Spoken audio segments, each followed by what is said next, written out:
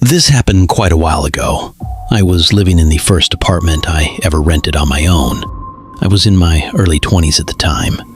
I had just moved out of my parents' place and was trying to figure out adult life like most people do at that age. Working a normal job during the day, wasting too much time online at night, and generally not thinking very hard about safety or privacy on the internet. Looking back, I realize how careless I was with a lot of things back then, in that casual, early internet mindset where you assume everything online is mostly harmless.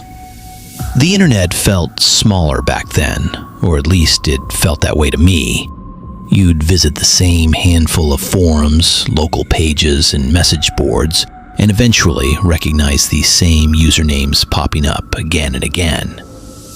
One of the sites I used to browse pretty regularly was a page connected to the area I lived in. I'm not going to say exactly what it was called or even what region it focused on. Even now, I'd rather not give specifics about that part. But the general idea was simple. It was a place where people posted updates about things happening nearby. Sometimes it was local events, sometimes road closures, sometimes just people asking questions about neighborhoods. I mostly used it the way people scroll through local Facebook groups now. Just idle curiosity, really. If something interesting was happening nearby, you'd hear about it there. At that particular time, there was a lot of talk on the page about a sports team. Again, I'm going to leave the details vague. It was one of those situations where a team had been in the news constantly for a few days, and people were sharing articles and rumors about it everywhere. Even people who normally didn't follow sports were talking about it. So one night, I was sitting in my apartment after work, just scrolling through the page the way I usually did. Around midnight or a little after, I had the TV on quietly in the background, not really paying attention to it, and I was lying on my bed with my laptop. At some point, a notification popped up. Someone had sent me a private message through that page. That wasn't unusual. Sometimes people would message each other if they saw someone comment on the same topic, or if they were asking questions about something local. The username wasn't one I recognized, but that also wasn't strange. It just looked like a normal account name, nothing threatening or weird about it. The message itself was very short. It basically said something along the lines of, "Hey, here's the latest update about that team." And then it included a link. That was it. Because of how much that topic had been circulating that week, I didn't think twice about it. In fact, my first thought was that the person saw me commenting earlier and assumed I'd be interested in whatever new information had come out. So I clicked the link. What opened on my screen didn't look like a news site at all. The page loaded completely black, not like a normal web page with text or ads or anything like that. Just a plain black screen. Right in the center of the screen, there was a single red dot. That's the best way I can describe it. A small red circle sitting in the middle of the page. It wasn't animated. The rest of the screen stayed completely black. At first, I assumed the page had just failed to load properly. Sometimes links would break or images wouldn't display correctly, especially back then. So I refreshed the page. Same thing. Black screen, red dot in the middle. There was something about how empty it looked that made me feel uneasy, in a way I couldn't quite explain. It wasn't even that it looked threatening. It just felt weird, like you had opened something you weren't supposed to see. After staring at it, I closed the tab and went back to the message. I wrote back to the person who sent the link and asked what that was supposed to be. My message was pretty casual, like, "Hey, the link you sent just shows a black page with a red dot." A couple minutes later, they replied. They said the news article must have been removed. Made it sound like the site had taken the story down after it was posted. But that explanation didn't make sense to me. Even if an article gets removed, you usually still see some kind of error page or message saying the content isn't available anymore. You don't get a completely blank page with a red dot in the middle. I remember typing another message asking what site it was supposed to be. This time, there was no response. I waited a few minutes, then eventually shrugged it off and moved on to something else. At that point, it felt like a minor glitch on the internet. Weird, but not something worth thinking about too much. For the next few days, I didn't hear from that person again. I actually forgot about the whole thing pretty quickly. Then, like 3 or 4 days later, I got another message from the same account. I noticed the username right away because it triggered the memory of that strange link. The message didn't contain any text this time. It just had an image attached. I clicked it. The picture that opened on my screen is something I still remember very clearly, even though it's been years. It showed what looked like a room. The room looked unfinished, almost like a basement. Concrete walls, dim lighting, and not much furniture or decoration visible. In the image, there was a person lying on the floor. Another person was standing nearby. The person standing was wearing some kind of mask. The mask covered most of their face except for the mouth area. The mouth looked like it was smiling. I'm not going to describe what was actually in that image. Even now, I avoid getting into the details, partly because it was disturbing, and partly because I'd rather not repeat something like that publicly. The picture itself was graphic in a way that made it immediately uncomfortable to look at. But for the sake of the people listening to this story, I'll just leave it at that and say it showed a situation that clearly wasn't normal. I was staring at the picture, trying to figure out if it was fake. Back then, edited images existed, obviously, but the technology wasn't anywhere near what it is today. Most fake images were pretty easy to recognize. This one didn't look obviously edited, but at the same time, it could have been something staged for shock value or some weird internet joke. I messaged the person again, asking what the image was supposed to be. They didn't respond. That was when the whole situation started to bother me. Up until that point, I had been assuming the messages were just some random person messing around online. But that picture had a different tone to it. It didn't feel like a meme or a prank. It felt intentionally unsettling. I ended up showing the image to a couple friends. Their reactions were immediate. Both of them told me I should report it or at least talk to the police about it. At the time, that seemed like an overreaction to me. I kept thinking there had to be some normal explanation. Maybe it was from a short film or some obscure horror project someone was working on. Part of me also didn't want to get involved with authorities over something that might turn out to be nothing. So instead of reporting it, I just blocked the account. Once the account was blocked, I figured that would be the end of it. For about a week, it was. That night, I had gone to bed but wasn't sleeping yet. My bedroom door was open. I remember glancing up from my phone toward the hallway, and I saw someone standing there. The figure was standing in the hallway looking into my room.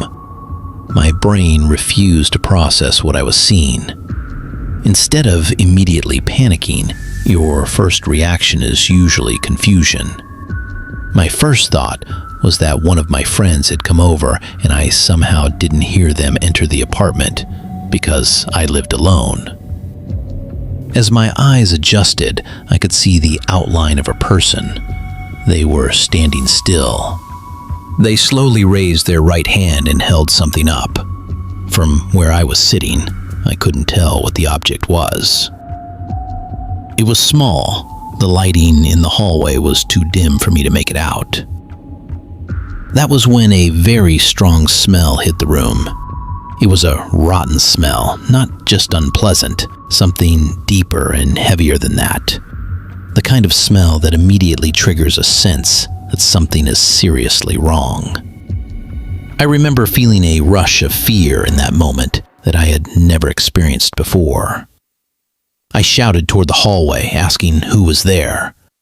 The figure moved, like they stepped backward, and then they were gone.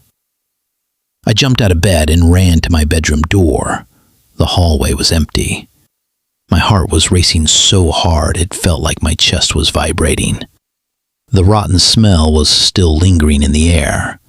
I ran straight to the front door and locked it, even though I wasn't sure whether the person had come from inside or outside. Then I called the police.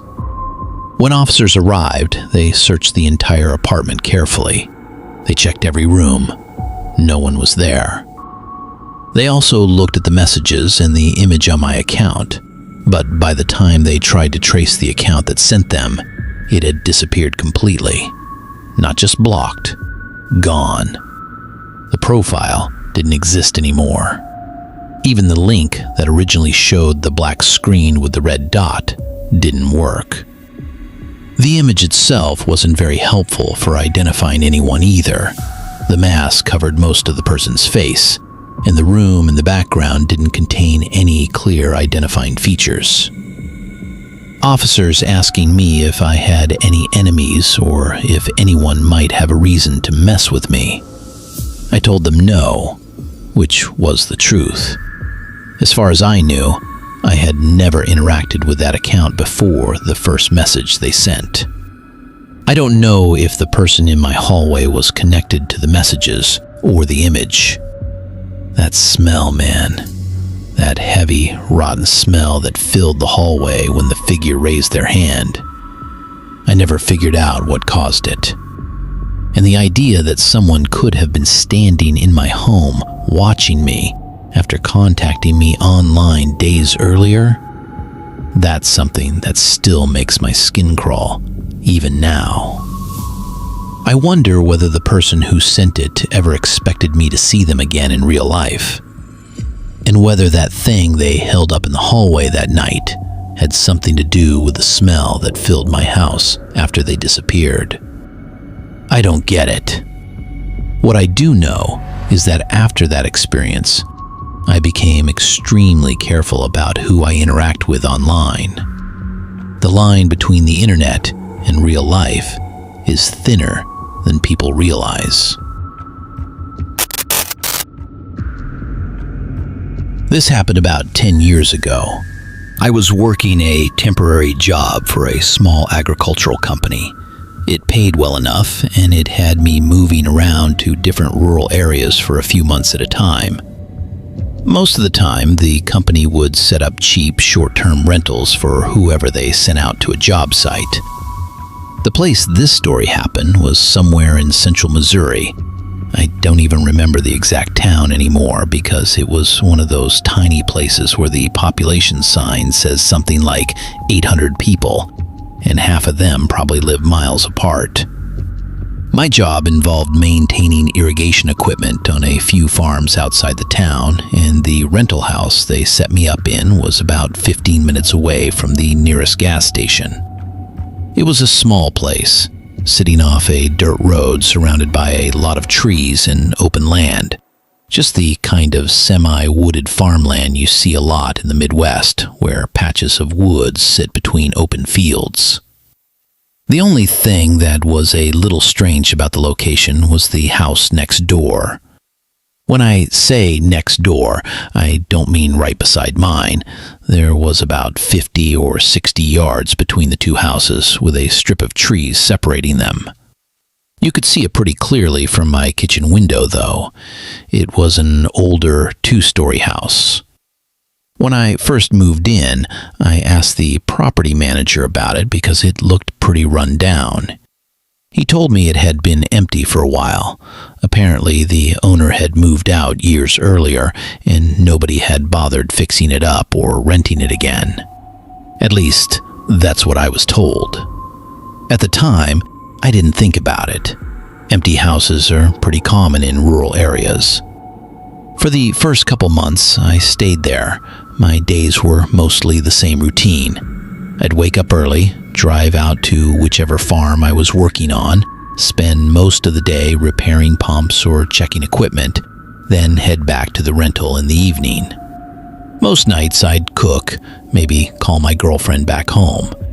It was quiet out there. At night, you mostly just heard crickets. Because of how open everything was, lights stood out pretty clearly at night. Around 2 months after I moved in, I was in the kitchen washing dishes sometime around 10 or 11 at night when I happened to glance out the window. The upstairs window of the neighboring house had a light on. At first, I just assumed someone must have finally moved in. But the weird part was that I hadn't seen anyone there during the day. The place had looked completely empty every time I drove past it. Still, it didn't really bother me. Maybe the owner had come back or something. Over the next week or so, I noticed the lights a few more times. Sometimes it was the upstairs light. Other times, it looked like something downstairs. What was strange was that I never saw anyone going in or out of the house. Now, to be fair, I wasn't watching it constantly or anything. Most of the day I was gone working, so it's possible someone was coming and going while I wasn't there. But after a while, I started paying a little more attention to it. One evening after work, I actually walked over there just to see if anyone was around. I figured I'd introduce myself since we were apparently the only two houses in that immediate area. When I got closer to the place, it looked even more abandoned than I remembered. The porch boards were weathered and slightly warped. Some of the windows had dirt and streaks on them, like they hadn't been cleaned in years. There was no car in the yard, and the gravel driveway had weeds growing through it. I knocked on the front door a couple times. No answer. I waited and knocked again. Nothing. The door didn't look damaged or anything, and the handle didn't move when I tried it, so it was definitely locked. At that point, I just assumed maybe whoever had turned the lights on earlier had already left. I remember walking back toward my house, feeling a little awkward, like maybe I'd just tried to knock on the door of someone who was sleeping or something. I was almost back to my place when I heard something. Sounded like a woman's voice. A faint sound like someone talking from inside the house. The kind of sound where you can tell it's a voice, but you can't make out the words. I stopped walking and turned around. The house was completely dark, no lights anywhere. Nothing else happened. Looking back now, that moment was probably the first time I actually felt uneasy about the place. I went back inside and didn't think much more about it. A few days later, it was evening, around 9, and I was sitting in the living room and heard a scream. It immediately got my attention. Sounded like a woman. The sound came from the direction of the other house. I muted my laptop and sat there listening. Everything went quiet again, except for the usual nighttime sounds outside. I walked to the kitchen window and looked toward the neighboring house. Nothing. At that point, I started feeling genuinely uncomfortable about the situation. It wasn't like I lived in a neighborhood where you could just ignore strange noises. There were only two houses out there, mine and that one. So I ended up calling the local police station. I felt a little stupid explaining it because all I really had to say was that I heard a scream from the abandoned house next door. But they actually took it seriously and sent a couple deputies out to check. I met them outside and pointed out the house. Both of them walked over and looked around the property. One of them knocked on the door several times. Just like before, nobody answered. They checked the windows and the back door too. Everything appeared locked. One of the deputies told me that since there wasn't any obvious someone being inside and no signs of forced entry, they couldn't really break in to check further. He said it was possible someone had been messing around on the property earlier and left. Before they drove away, they told me to call again if I heard anything else. Then, like 3 weeks later, I started hearing something new coming from the house. It was this weird mechanical sound late at night. The best way I can describe it is that it sounded like some kind of drill or motor. The first time I heard it, I went outside and stood in my yard trying to figure out where it was coming from. It was definitely the other house. The sound lasted like 15 minutes and then stopped. Over the next few days, I heard it again a couple times. That's when the situation started feeling seriously wrong. Because if the house was locked and supposedly abandoned, why would there be machinery running inside it in the middle of the night? One afternoon, a few days after that, I walked around the back of my property just checking the fence line. From that angle, you could see behind the neighboring house.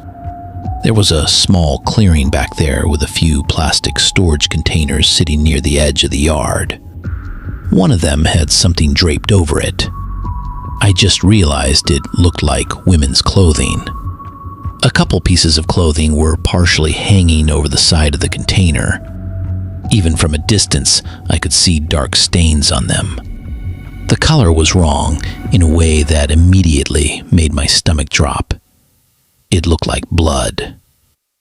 A man stepped out from behind the house. He walked over to the container, picked it up, and carried it back toward the house, like it didn't weigh much. The entire time, he never looked in my direction.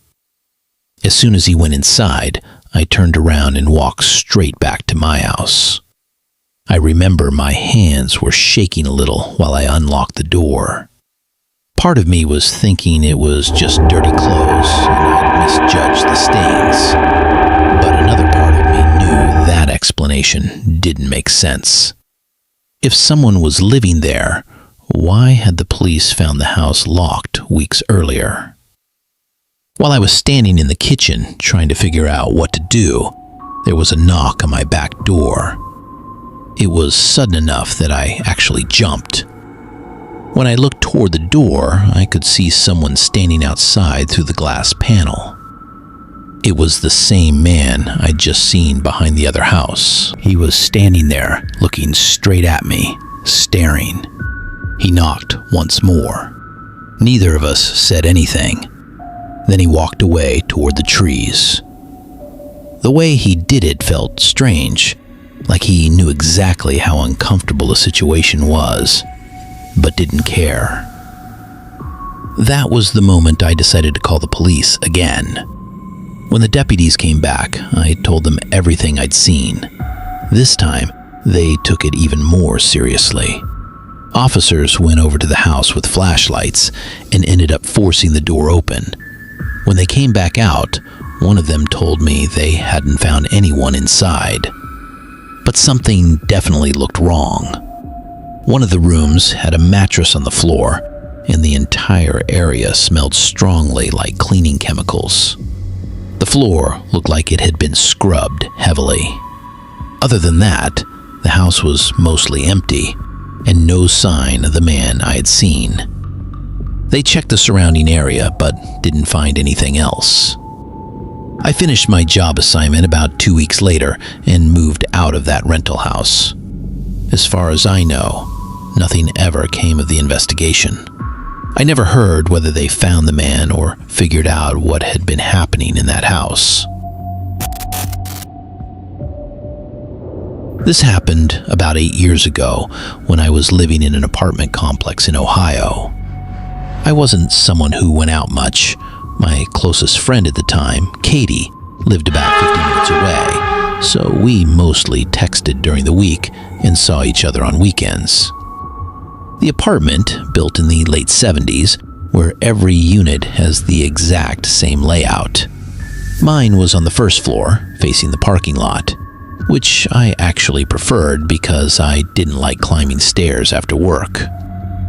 A lot of people imagine creepy places when they hear stories like this, but honestly, the complex felt pretty ordinary. There were families and some younger renters like me. Across the hall from my unit, there was a guy named Dan who worked nights as a paramedic. So sometimes we'd run into each other in the mornings when he was getting home and I was leaving for work. The walls were thin though. That's something I remember.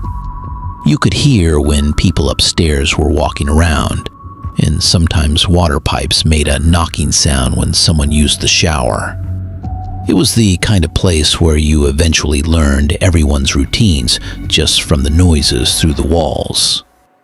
I lived there for about a year before anything unusual happened. That night, I had fallen asleep on the couch while watching Netflix. I used to do that a lot without meaning to. At some point during the night, I woke up because I needed to use the bathroom. It must have been pretty late because the living room was completely dark. Well, except for the small digital clock on the cable box. When I walked down the hallway, something felt slightly off. It took a second for my brain to figure out what it was. There was the sound of water running. As I got closer to the bathroom door, it became obvious the water was coming from inside my own bathroom. It sounded exactly like the sink faucet being turned on full. The weird thing was that I lived alone, and I was pretty certain I hadn't used the sink before going to bed. I'd brushed my teeth earlier in the evening, hours before. The bathroom door was closed, which I found slightly annoying because I almost never shut it when I was by myself. I figured I had just absent-mindedly closed it earlier. When I tried the handle, it didn't move. It was locked. The bathroom door had one of those simple push-button locks on the inside of the knob. You press it in, and it locks until you turn the handle from inside. The problem was, there was no one inside. The lock had somehow slipped into place when the door shut. Or maybe I had accidentally locked it earlier and forgot. But the water was still running inside. That part didn't make sense. I knocked on the door a couple of times, even though I knew there wasn't anyone there. When nothing happened, I went back to my bedroom and grabbed a small screwdriver from the junk drawer on my nightstand. Those bathroom locks can usually be opened from the outside if you stick something thin into the little hole on the knob. The hallway light was on by then, and the sound of the water running was louder. The screwdriver didn't work right away. The lock must have been twisted at an angle because it took a few tries before I felt the mechanism turn. The door opened inward slowly once the lock released. The sink faucet was on full blast. Water was hitting the basin and splashing slightly onto the counter, which had probably been happening for a while because the area around the sink was damp. The bathroom itself was completely empty. Shower curtain pushed back the way I always left it. Cabinet door closed. Nothing out of place except the running sink. I walked in and turned the faucet off, mostly feeling annoyed with myself because I assumed I must have turned it on earlier without realizing it. People do strange things when they're tired, but the locked door part kept bothering me. The bathroom had no windows and no other entrance, just that single door from the hallway. Once I stepped inside, I glanced around more carefully, opening the shower curtain and even checking behind the door, even though I knew it was pointless. At that point, I was standing near the sink, trying to convince myself the whole thing was just a weird late-night brain fog moment. Then, there was a cough behind me. The sound came from the hallway. I turned around and saw a man standing right outside the bathroom door. He was wearing a mask. Nothing about it was normal. The man stepped forward. One of his hands grabbed my shoulder and pushed me backward into the bathroom. The force caught me off balance, and I stumbled against the sink. He pulled the door shut, and I heard the lock click from the outside. Everything happened so fast that my reaction was delayed. I remember shouting something through the door, asking who he was and what he was doing in my apartment. There was a scraping noise in the hallway. Then a strong smell started coming through the gap under the door. Gasoline. Within seconds, it became overwhelming, the kind of smell that burns the back of your nose. On the other side of the door, the man was moving around quickly. I could hear liquid sloshing and hitting the floor outside the bathroom. Some of it started seeping under the door frame and spreading across the tile near my feet. That was the moment when panic really set in. I started screaming for help as loud as I could, pounded on the door with both hands while trying the handle, even though I already knew it was locked from the outside. The man was talking while he worked, but not to me. He sounded like he was muttering to himself, like someone arguing quietly with their own thoughts. I couldn't make out every word, but pieces of it carried through the door. Something about how it had to happen tonight. Something about finishing it. The sound of a lighter clicking came next. It happened several times in quick succession. That little metallic flick, followed by a brief pause. Each time I held my breath, but nothing happened.